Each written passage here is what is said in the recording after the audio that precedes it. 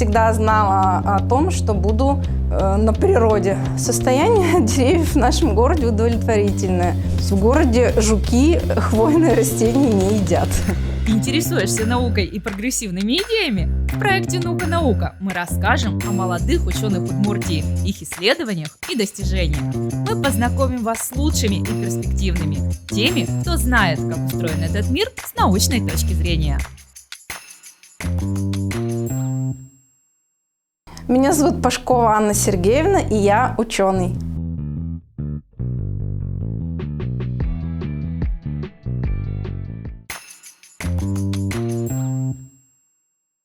Я работаю в Институте гражданской защиты, занимаюсь исследованием состояния хвойных насаждений. Преподаю студентам Института гражданской защиты различные дисциплины. Занятия достаточно разнообразные. В хорошую погоду мы обычно выходим куда-то со студентами, учимся все-таки составлять какие-то некоторые картографические планы. Я учу их заниматься таксацией насаждений, то есть учетом. Следующая наша с вами задача – это провести учет насаждений на бульваре Гоголя.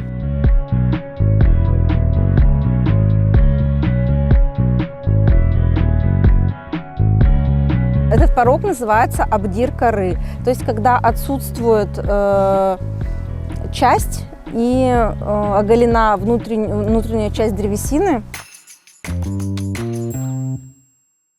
Состояние деревьев в нашем городе удовлетворительное.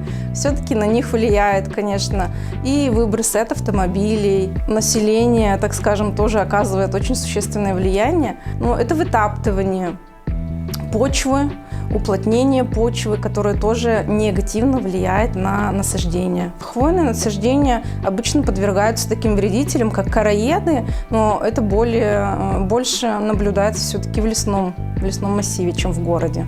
То есть в городе жуки хвойные растения не едят. Можно дать рекомендации по дальнейшему озеленению городов. То есть какие виды наиболее устойчивы к газопоглощению, к пыли. В моих исследованиях, например, мы выявили, что такой интродуцент, как ель колючая, она более устойчиво проявляет высокие показатели для устойчивости в городских насаждениях. Сейчас будем подавать грант РНФ как раз по исследованию еловых и пихтовых насаждений в Удмуртии и в Пермском крае.